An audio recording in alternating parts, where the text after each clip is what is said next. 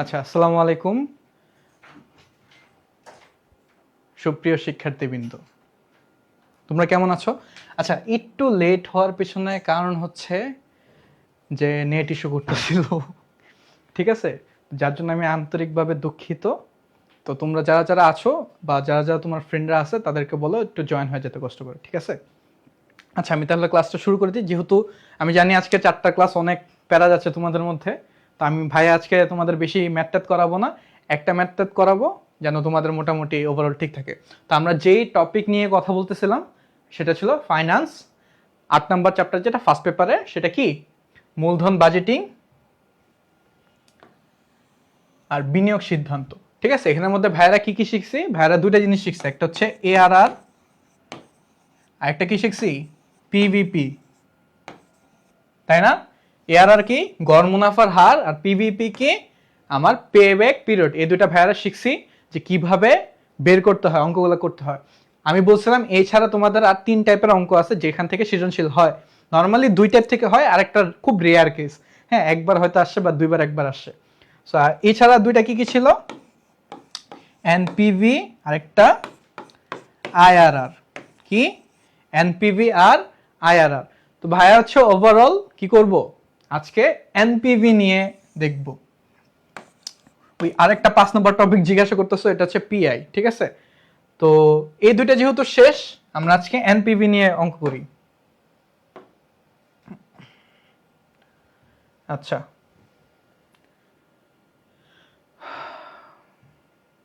আমাদের কি বলছে ম্যাথের স্টার্টে, যে গোমতী ট্রেডার্স একটি নতুন প্রকল্প বিনিয়োগ করার কথা ভাবছে। প্রকল্পের জন্য 55,000 টাকা মূল্যের একটি মেশিন ক্রয় করা হলো। কত মূল্যের ভাইয়া একটু খেয়াল করো, 55,000 টাকা মূল্যের একটি মেশিন ক্রয় করছে। আচ্ছা, মেশিনটা আয়ুষ্কাল হচ্ছে 5 বছর, ভগ্নাবশেষ মূল্য হচ্ছে 5,000 টাকা, কর্পোরেট কর হার 40% এবং প্রত্যাশিত আয়ের হার 12%। মেশিনটির কি মূল্য দিয়ে রাখছে, যে কর পরবর্তী, ওই যে শিখাইছি না ভাইয়া, যে আমি যখন তোমাদেরকে এআরআর করাইছিলাম, কি করেছিলাম, একদম স্টার্টিং থেকে না, একদম বিক্রয় থেকে শুরু করে একদম শেষ পর্যন্ত, এবং কি বলছিলাম যে প্রতিবার যে এরকমই থাকবে যে বিক্রয় থেকে করতে হবে, ব্যাপারটা এরকম না।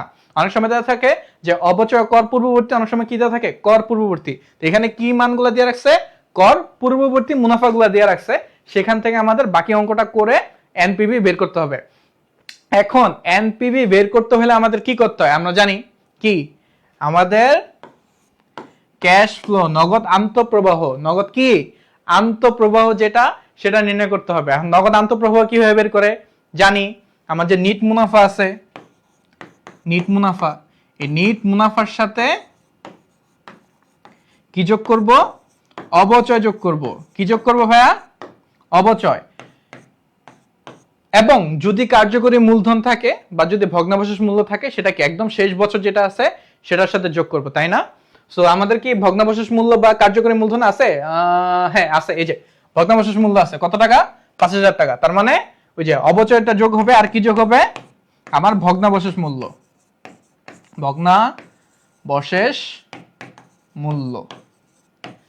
আচ্ছা, গত ক্লাসে বুঝো না এমন তো কেউ কিছু শোনা? আচ্ছা, ক্লাস শুরু হওয়ার আগে নোটিফিকেশন আসে না কেন ভাইয়া? তোমাদেরকে হচ্ছে রুটিন দিয়ে দেয় যে কয়টা থেকে ক্লাস, এবং আপডেটও দিয়ে দেয় দিনেরটা দিন। ওই যে তোমাদের যে অল নোটিস গ্রুপটা আছে না, সেখানের মধ্যে মানবিক এবং আর্টসের মানে কমার্সের যারা আছে ওদের রুটিনের আপডেট দিয়ে দেয় যে আজকে কয়টার সময় কার কার ক্লাস। তো একটু কাইন্ডলি ওইখানে একটু খোঁজ রাখবা। আর এছাড়াও ভাইয়ারা হচ্ছে একটু মেনশন করে দেয়, ঠিক আছে, যে কখন কখন ক্লাস হচ্ছে বা কি হচ্ছে। তো একটু কানেক্টেড থাকবা, ইনশাল্লাহ আমরা এটা নিয়ে কাজ করতেছি, তোমরা হচ্ছে নোটিফিকেশন পাবা আরো, ঠিক আছে? তো মোটামুটি গত ক্লাসে তো আমরা বুঝতে পারছি এআরআর পিভিপি কি করা যায়। এখন হচ্ছে আমরা এই এনপিভি বের করব। তো শুরু করি, প্রথমে বলছে কি আমরা, আচ্ছা এনপিভির বের করতে আমি বলছি কি লাগবে, নগদ আন্তঃপ্রবাহটা লাগবে। আগে নগদ আন্তঃপ্রবাহটা বের করি, যেহেতু দেওয়া নাই। এগুলা কিসের মান দেওয়া, কর পরবর্তী মুনাফার মান দেওয়া। এটা কি নগদ আন্তঃপ্রবাহের মান দেওয়া আছে? না, তাহলে আগে সেটা বের করতে হবে। তাহলে আগে সেটা বের করি। ছক অ্যাজ ইউজুয়াল,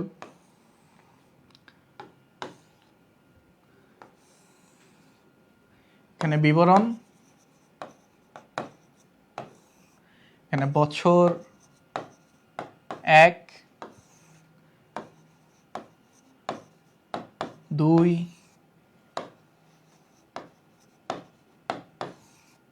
3। আচ্ছা একটু চিপা হয়ে গেছে না, এক কাজ করি, এটা মুছে ফেলি, এখান থেকে স্টার্ট করি, ঠিক আছে?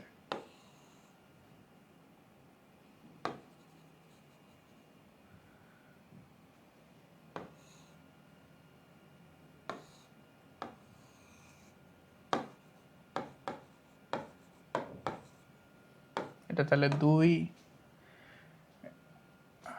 এটা 3 হবে, এটা 4 হবে, এটা তো 5।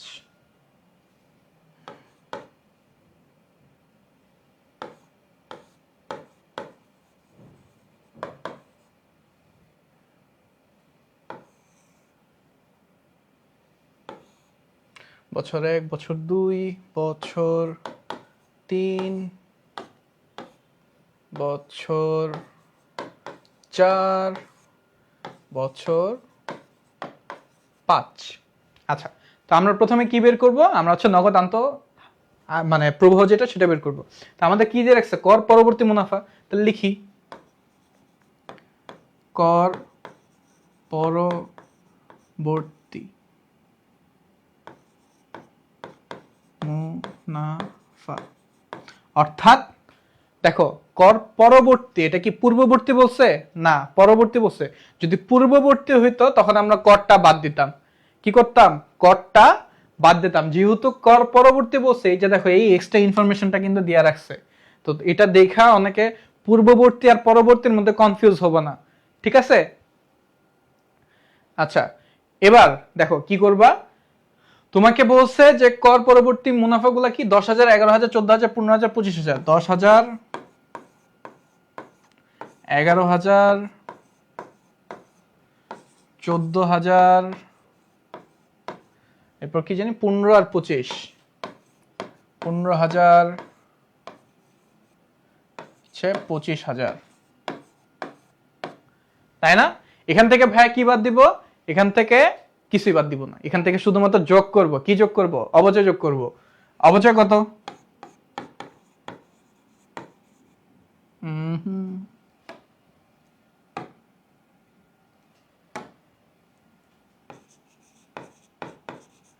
অবচয় কত দেওয়া, অবচয়, হাই হাই আমার তো অবচয় দেওয়া নাই, কি করব, অবচয় না দেওয়া থাকলে অবচয় বের করবো, শিখেছি না ভাইয়া কিভাবে বের করে?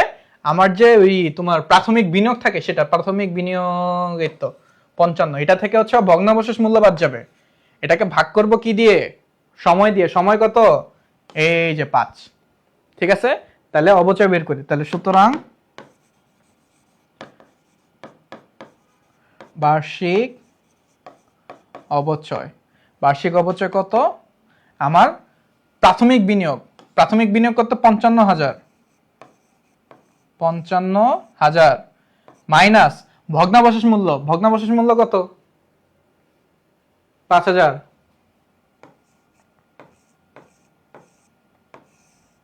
এটার সাথে কি ভাগ হবে? ভাগ হবে হচ্ছে সময়, সময় কত? 5। তাহলে অ্যান্সার কি আসে? অ্যান্সার আসে হচ্ছে 50 ভাগ 5, তাহলে 10,000। আমাদের অবচয় কত পাইলাম আমরা? 10,000। কত পাইছি? 10,000। আচ্ছা, তাইলে 10,000 যোগ হবে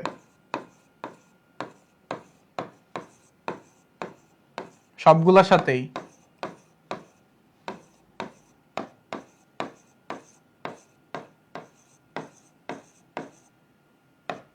শেষ না? আমাদের বের হয়ে গেছে না কি বলে নগদান্ত প্রবাহ? না, কেন বাইর হয় নাই? আমি বলছিলাম না যদি ভগ্নাবশেষ মূল্য থাকে বা কার্যকরী মূল্য থাকে শেষ বছরের সাথে যোগ হবে। এই যে দেখো ভগ্নাবশেষ মূল্য আছে, এটা কি হবে? শেষ বছরের সাথে যোগ হবে। শেষ বছর কোনটা? এই যে 5 বছর আমাদের পাইছি, তাই না? এটার সাথে যোগ হবে কত? 5,000। এখানে বিবরণে কি লিখবো? ভগ্নাবশেষ মূল্য। ঠিক আছে, গেল। এখন এগুলো যোগ করে একটা মান পাবো। এই মানটা কি? এই মানটা হচ্ছে আমাদের নগদ আন্তঃপ্রবাহ। ঠিক আছে, আচ্ছা যোগ করে কত পাই? 10 10 20,000, 11 আর 10 21,000, 14 আর 10 24,000, 15 আর 10 25,000, 25,000 আর 10 35,000 আর 5 40,000। তাই আমি নগদ আন্তঃপ্রবাহগুলো কি পাইছি ভাইয়া? আমি নগদ আন্তঃপ্রবাহ পাইছি প্রথম বছরের হচ্ছে 20,000, দ্বিতীয় বছরের 21,000, তৃতীয় বছরের 24, চতুর্থ বছরের 25, আর লাস্ট 5 নম্বর বছর কত? 40। সবাই এতটুকু বুঝতে পারছি? ও ভুলে গেছিলাম। কি ভুলে গেছো? আমার নাই সাবজেক্ট এটা। হ্যাঁ, বুঝি নাই। আচ্ছা, আরেকজন এতক্ষণে আসছে, আইসা বলছে আসসালামু আলাইকুম ভাইয়া, আপনি কইছিলেন এতক্ষণ? হ্যাঁ, অর্ধেক তো বুঝে ফেললাম। আচ্ছা, ঠিক আছে, ভেরি গুড। এবার আমরা কি করব? আমরা এবার এনপিভি বের করব, net present value. Net present ভ্যালুর সূত্র কি? আমরা জানি এনপিভি সূত্র হইতাছে এই যে CF1 1 plus K to the power N plus CF2 1 plus K to the power N plus, এমন করে যতগুলো বছর থাকবে। এখানে কত বছর? 5টা বছর। তার মানে CF1 মানে কি বলতো? CF1 মানে হচ্ছে, আমি একটু বলি, বেসিকটা একটু ক্লিয়ার করে দিই, যে CF1 মানে হচ্ছে আমার নগদান্ত প্রবাহ 1, অর্থাৎ প্রথম বছরের যে নগদান্ত প্রবাহটা, এই যে 20,000 টাকা, সেটা উপরে বসবে। আমার কে কি? ওই যে আমি কে পাইছি কত বলছে, এই যে 12%, এটা আমার কে। আচ্ছা, আর আমার কি লাগবে? আর আমার এই যে বিনিয়োগের এই টাকাটা লাগবে 55,000, এটা হচ্ছে আমার CFO। CFO মানে কি? মানে কি? আচ্ছা, এটা দিয়ে অ্যাকচুয়ালি বোঝায় হচ্ছে যে আমার ক্যাশ আউটফ্লোটা বোঝায়। ঠিক আছে, যে আমার কতটুকু ক্যাশ কি বলে প্রতিষ্ঠান থেকে, মানে নিজের থেকে গেছে। ঠিক আছে, প্রতিষ্ঠানে আমি বিনিয়োগ করছি। আচ্ছা, তো আমার আন্তঃপ্রবাহ কি? আমি কত টাকা আমার প্রতিষ্ঠানে ক্যাশ আসছে। তো প্রতি বছর প্রথম বছরের হচ্ছে 20,000, CF2 মানে কত 21000, এমন করে CF3, CF4, CF5, এই যে লাস্টে কি CF5, তাহলে এখানে কি হবে 1 plus k to the power n। এই n এর মধ্যে কি বসবে বলো তো? প্রথম বছর n এ 1, দ্বিতীয় বছর n এ 2, 3 নাম্বারটাতে 3, 4 নাম্বারটাতে 4, 5 নাম্বারটাতে n এর মান কত 5, কারণ 5 নাম্বার বছর, তাই না? এবং এটার সাথে কি হবে লাস্টে, এই সবগুলো এগুলো কিন্তু যোগ হবে। হ্যাঁ, যে 1 2 3 4 5 যতগুলো আমার নগদান্ত প্রবাহ আছে সেগুলোর মানগুলো কি হচ্ছে হিসাব করে যোগ করব, করে এটার সাথে কি বাদ দিব, ওই যে আমার প্রাথমিক বিনিয়োগ CFO বা 0 যেটাই বলি না কেন সেটাকে আমরা বিয়োগ করব। বুঝতে পারছি? আচ্ছা, একজন বলছে ভগ্নাবশেষ মূল্যটা শুধু 5, এই কেন যোগ হলো, 5ই কেন যোগ হলো? আচ্ছা, আরেকজন বলছে যে শুধু শেষ শেয়ারের সাথে যোগ হয়। ও আচ্ছা, আরোহী বলছো যে শুধু শেষ শেয়ারের সাথে যোগ, হ্যাঁ, কিন্তু ওর প্রশ্নটা ছিল হচ্ছে কেন, কেন উত্তরটা আমি তোমাকে দিই। ভগ্নাবশেষ মূল্য মানে কি আমাকে একটু বলো তো। ভগ্নাবশেষ মূল্য মানে হচ্ছে মানে তোমার একটা যে কোনো হিসাব ধরো, মনে করো তুমি একটা কি বলে মোবাইলে কিনছো সাপোজ, হ্যাঁ, মোবাইলটার দাম ধরো 1 লক্ষ টাকা। কত টাকা? 1 লক্ষ টাকা, ঠিক আছে ভাইয়া? তুমি 1 লক্ষ টাকার একটা ফোন কিনে এই ফোনটা তুমি ডিসাইড করছো যে শুধুমাত্র ইউজ করবা 5 বছরের জন্য। সাপোজ ধরো তুমি একটা আইফোন কিনছো, বা ধরো 3 বছরের জন্য তুমি ইউজ করবা, ঠিক আছে? যে তুমি 3 বছর ইউজ করবা, 3 বছর পর আবার লেটেস্ট যে আইফোনটা বের হবে সেটা তুমি কিনবা, তোমার প্ল্যানই ছিল এটা। তো সবকিছুর তো এরকম একটা মেয়াদ থাকে, তাই না? যে আমি এটার মধ্যে বিনিয়োগ করব বা কি করবো না করবো। তো তুমি 5 বছর জন্য আইফোনটা কিনছো 1 লক্ষ টাকা দিয়ে, 5 বছর পরে আফটার 5 ইয়ার্স তোমার ওই আইফোনের দাম কত, যেটা তুমি 1 লক্ষ টাকা দিয়ে কিনছিলে, এটার দাম কত? এটার দাম হচ্ছে 20,000 টাকা। কত টাকা? একটা শূন্য বেশি লিখে ফেলছি ভাই, ঠিক আছে? আবার একটা শূন্য কম হয়ে গেছে, গেল। তো 20,000 টাকা, এই 20,000 টাকাটা হচ্ছে আমার ভগ্নাবশেষ মূল্য, অর্থাৎ মেয়াদ শেষে আমার ওই জিনিসটার দাম কত, অর্থাৎ আমার কাছে কত টাকা থাকে, ঠিক আছে? যেহেতু এটা আমার একদম শেষ বছরে থাকে, এবং এটা তো আমি এমন না যে আমি 3 বছরের মাথায়, আমি 5 বছরের জন্য জিনিসটা কিনছি, 3 বছরের মাথায় জিনিসটার দাম কত সেটা বের করতেছি, তাই না? সেটা তো এরকম না। তো যেহেতু ভগ্নাবশেষ মূল্য একদম শেষ বছরের সাথেই হয়, এই জন্য আমি যোগ করবো কোন বছরের সাথে? শেষ বছরের সাথে। বুঝতে পারছি? মালিহা তাবাসসুম, আচ্ছা ঠিক আছে, ভেরি গুড, তোমরা অনেক ভালো, তোমরা অনেক সহজে বুঝেছো। আচ্ছা, এতটুকু ক্লিয়ার? সবাই খাতায় লিখছো? তোমরা এগুলা যে যদি খাতায় না লেখো, পরে আবার আলসামি করে ক্লাসটা দেখা হবে না, পরে আবার লেখা হবে না, ঠিক আছে? তো ভাইয়া যখন এইচডব্লিউ দিব তখন তোমরা পারবাও না।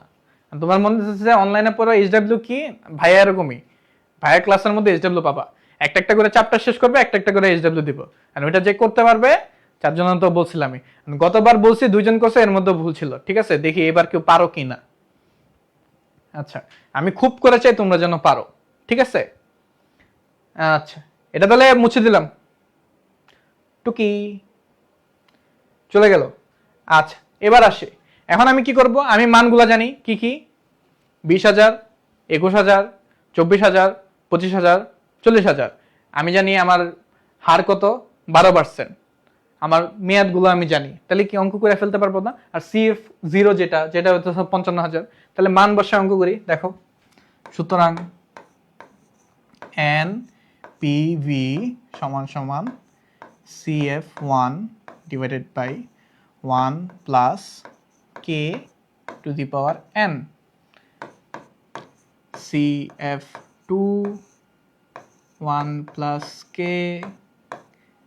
N, CF3 1 plus K to the power N, CF4 1 plus K। তোমরা কি ভাইয়ারে মনে মনে বলতেছো, ভাইয়া এত আস্তে আস্তে লিখতেছেন কেন? বিশ্বাস করো আমার লেখা কিন্তু আস্তে না।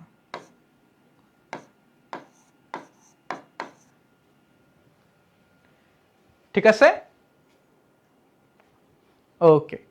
আচ্ছা, তাইলে মানগুলো বসা দাও, বলো CF1 মান কত, বলো বলো জলদি বলো, CF1 এর মান কত? আমার নগদান্ত প্রবাহ প্রথম বছরটার মান কত পাইছি?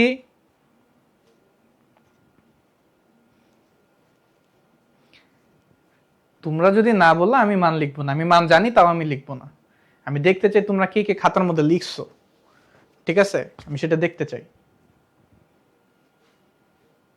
কেউ লেখা নাই রে, কাউকে চকলেট দিব না।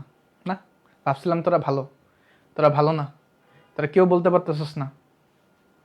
এই তো একজন বলছে, কে আরোহী জান্নাত নীলা। আচ্ছা, হুমায়রা সিদ্দিক, দুজনেই বলছে, ভেরি গুড। আচ্ছা, 20,000।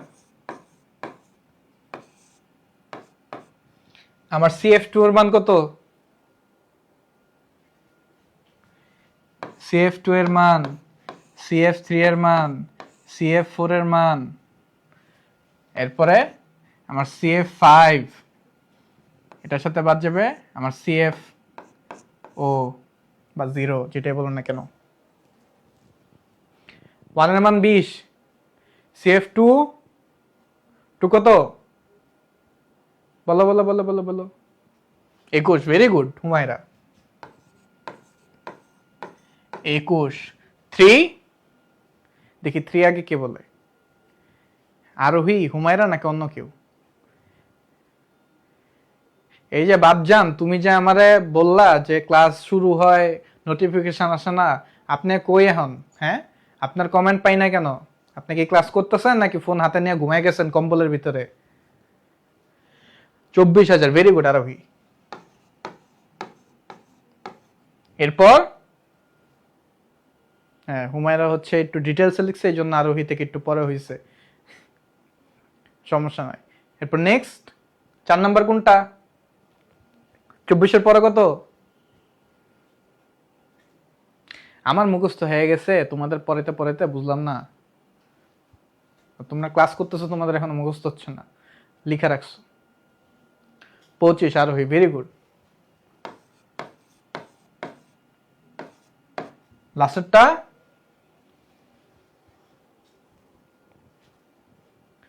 শেষেরটা কত? কি আফরিন, স্নিগ্ধা, তোমরা কমেন্ট করতেছো না কেন? হ্যাঁ, তোমাদের থেকে অন্য ব্যাচ ভালো সায় দিচ্ছে, তোমরা এরকম নেতানো কেন? ভেরি গুড, 40,000, তাই না? আমরা এখন আমাদের CF এর মানগুলো পেয়ে গেছি, আমাদের নগদান্তর প্রভার কি পেয়ে গেছি, মান পেয়ে গেছি। আমার কে এর মান কত আমি জানি, 1 + 0.12, n কত 1, যেহেতু প্রথম বছর, তাই না? এইভাবে সবগুলো হবে। তাহলে 1 + 0.12, 2, 1 + 0.12, 3, 1 + 0.12, 4, 1 + 0.12, 5 গেল। এখন কি করব? এখন ক্যালকুলেশন করব। ক্যালকুলেশন করে যতগুলো আছে এগুলা যোগ, এটার সাথে CF0 এর মান, CF0 এর মানটা এখানে বসায় দিই।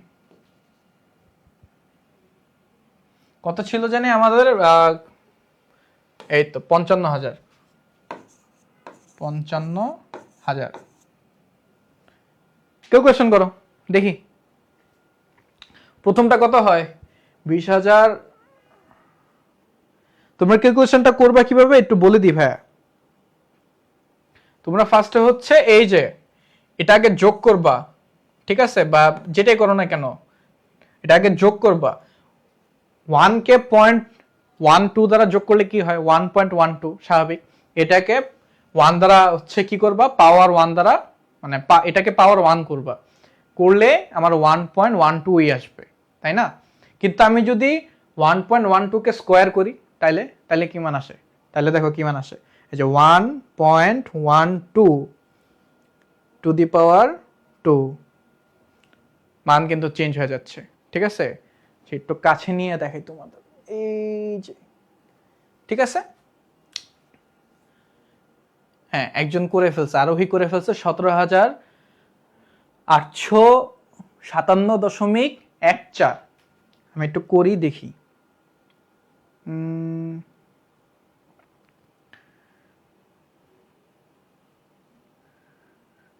কত জানি ছিল 1.12 না, 20,000 ভাগ ব্র্যাকেটের মধ্যে 1.12 টু দি পাওয়ার 1।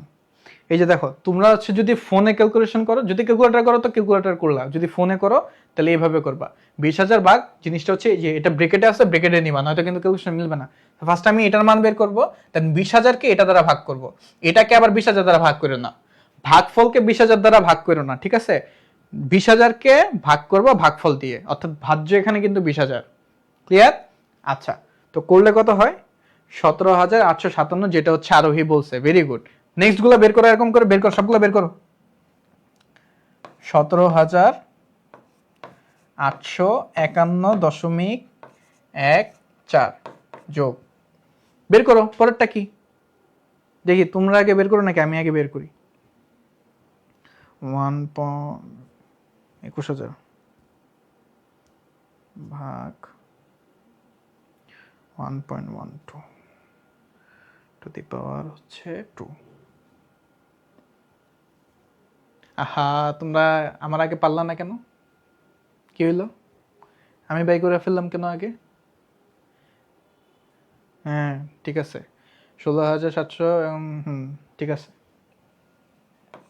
দেখি এরপরে আমার আগে পারে নাকি। আমি লিখতে লিখতে তোমরা দেখো ক্যালকুলেশন করতে পারো কিনা। 41.07।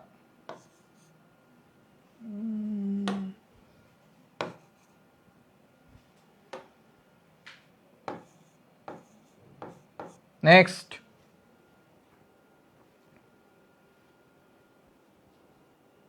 দেখি তোমরা আগে নাকি আমার আগে। কি 24,000 না? 24,000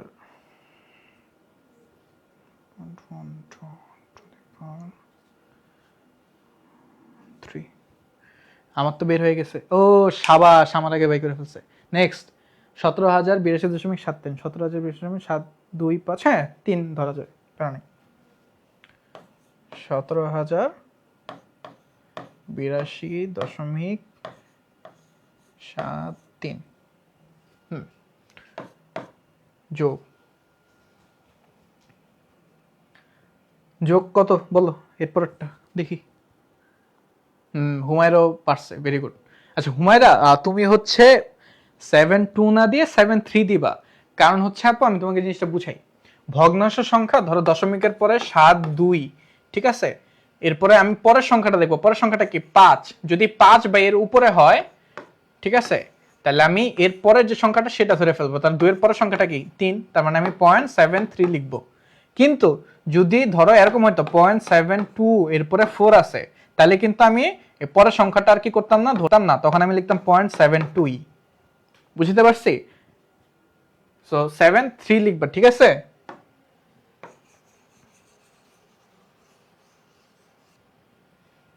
গেল।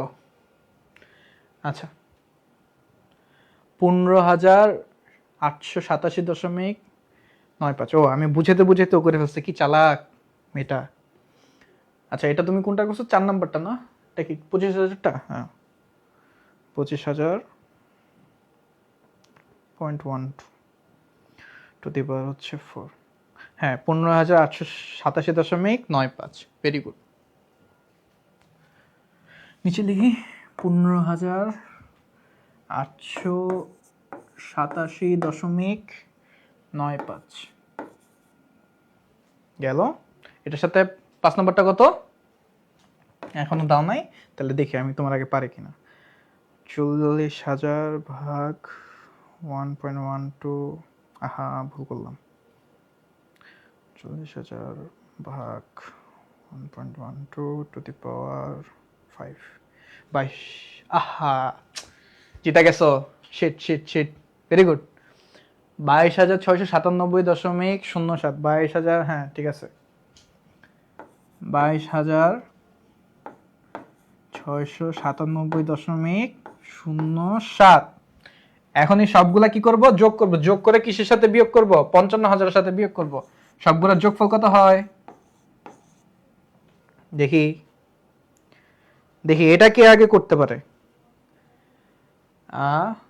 17,851 0.14 যোগ 16,781.07 যোগ 17,082.73 যোগ 15,887.95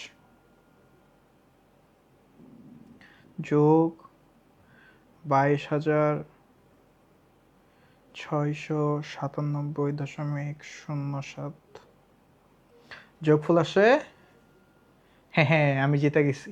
তোমরা এখনো লিখতে পারো নাই, তাও দেখি তোমরা পারো কিনা। যোগ বলো বলো, যোগফল কত আসছে? 5টা যোগফল আবার একসাথে ওই বিয়োগ করে দিও না, আমি যোগফল চাইছি।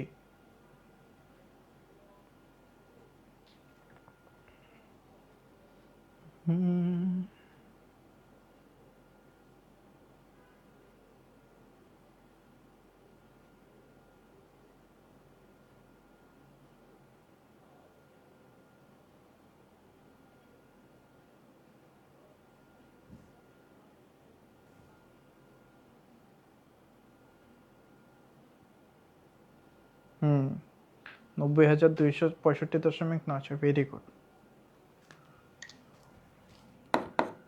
90,265.96।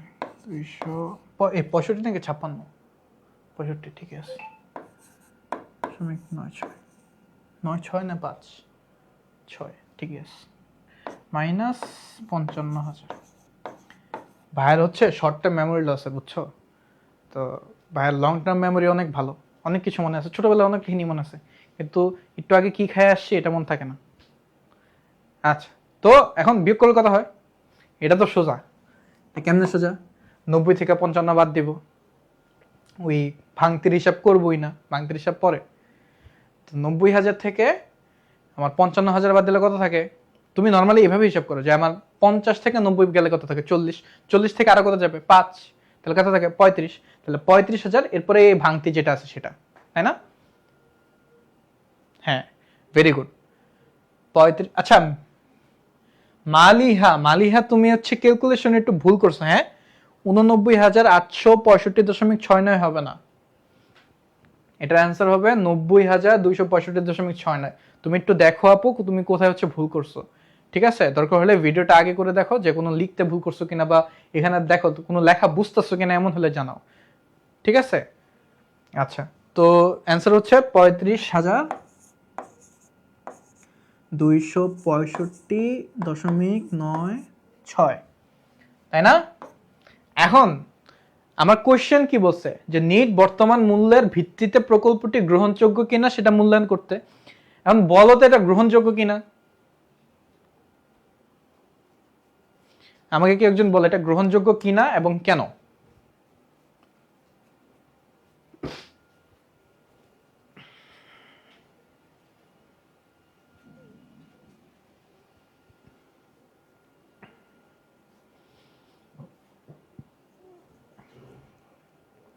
আমার অ্যান্সার আসছে 35,000 প্লাস 35,265.96।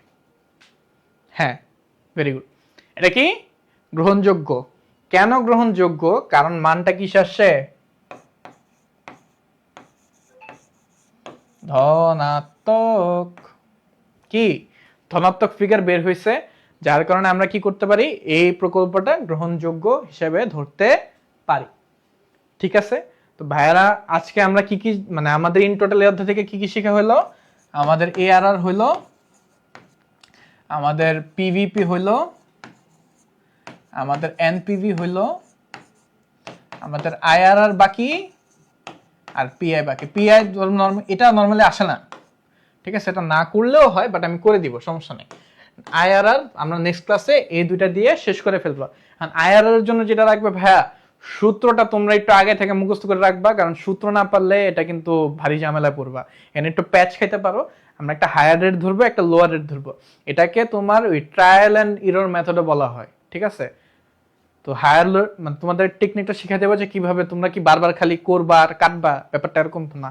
কিভাবে একটা রেটের হলে অন্য একটা রেট কিভাবে ধরবো এই টেকনিক ভাইয়া শিখা দিব। তো আপাতত বলো এই এনপিভি পর্যন্ত তোমাদের কারো কোনো বুঝতে কোনো অসুবিধা আছে কিনা, এটা একটু আমাকে জানাও। নাকি ভাইয়া এত ভালো পড়ায় যে তোমাদের কোনো অসুবিধাই নাই, সব পারতেছো সব বুঝতেছো, কোনটা ওইটা হলেও জানাও ভাইয়া, শুনি দেখি। বা তোমাদের যদি কোনো ফিডব্যাক থাকে যে ভাইয়া এটা এভাবে না করে এভাবে করেন, বা ক্লাসটা হচ্ছে এই টাইপের না নিয়ে ধরেন একটা অঙ্ক না নিয়ে এই টাইপের দুইটা অঙ্ক নেন, তাহলে ওইটাও করব। তোমাদের যেটা সুবিধা হবে, ভাইয়ারা আসি শুধুমাত্র তোমাদের বোঝানোর জন্য, ঠিক আছে? তোমরা যেন সুন্দর মতো পরীক্ষা অংশগ্রহণ করতে পারো, সুন্দর মতো ক্লাস নিতে পারো, সেই জন্যই আসি। পরীক্ষায় ভালো করলে ভাইয়ারা খুশি, ঠিক আছে? আচ্ছা, আপাতত কারো কোনো সমস্যা আছে? নাই, কারণ আমি কোনো সমস্যা দেখতেছি না। আচ্ছা, তাহলে বুঝতে পারলাম আমি অনেক ভালো পড়াই, যার কারণে তোমাদের কোনো সমস্যাই নাই। ঠিক আছে, তো আশা করি তোমরা ততদিন সুস্থ থাকবা, ভালো থাকবা। তো আজকে এ পর্যন্তই, কারণ তোমাদের আবার একটা ক্লাস আছে তাই না? 8টার সময়, এই 7টার সময়, 7টা বলে 8টার সময়, হ্যাঁ 8টার সময় একটা ক্লাস আছে। তোমরা একটু 5 মিনিট রেস্ট নাও, নিয়ে আবার ক্লাসটার মধ্যে ওই ক্লাসে জয়েন হয়ে যাও। তোমাদের একটু ধকল যাচ্ছে ভাইয়া, বুঝতেছি, তো কিছু করার নেই। এই ইন্টারের সময়টা একদম অল্প, এই অল্প সময়ের মধ্যে অনেক বিশাল পড়া, ঠিক আছে? তো ভাইয়ারা এরপর ট্রাই করতেছে একদম বাইচা বাইচা যেগুলো একদম আসার মতো এগুলো ধরায় ধরায় দিতে, যেন তোমরা ভালো একটা রেজাল্ট করতে পারো, ঠিক আছে? এটাই ভাইয়াদের প্রত্যাশা। আচ্ছা, আসলে কে আর নাম বেশি নাকি স্যার কম নিতে বলে? আচ্ছা, মাইনাস আসলে আরোহী জান্নাত না, তোমার না কথাটা আমি বুঝতে পারি না। মাইনাস আসলে কে এর মান বেশি নাকি স্যার কম নিতে হবে? মাইনাস আসলে কে এর মান বেশি নাকি কম, মানে কিসের মাইনাস, কোন মাইনাস? তুমি সিএফ এর কথা বলতেছো?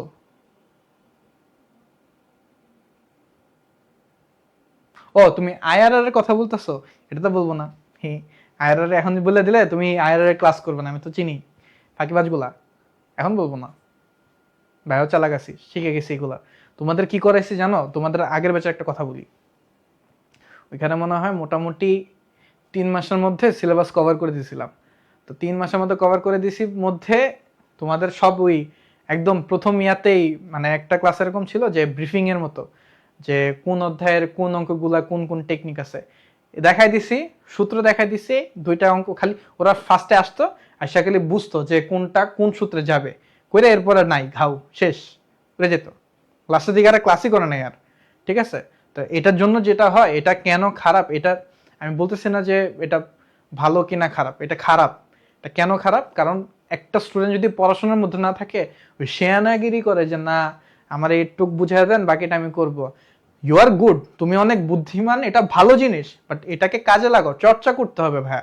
তুমি যদি আজকে এটা বুঝা চলে গেলে এরপরে দেন পরবর্তীতে চর্চা করলা না, তাহলে তো সমস্যা। ঠিক আছে, এই চর্চাটা যেন অ্যাটলিস্ট ক্লাসে বসে হইলেও করে, এজন্য ভাইয়ারা আর নেক্সট ক্লাসে বলবো। ঠিক আছে, তাহলে আজকে এ পর্যন্তই। সুস্থ থাকো, ভালো থাকো, আর অসুস্থ হয়ে যেও না, ঠিক আছে? সুস্থতাই সবচেয়ে বড়। আসি, আসসালামু আলাইকুম।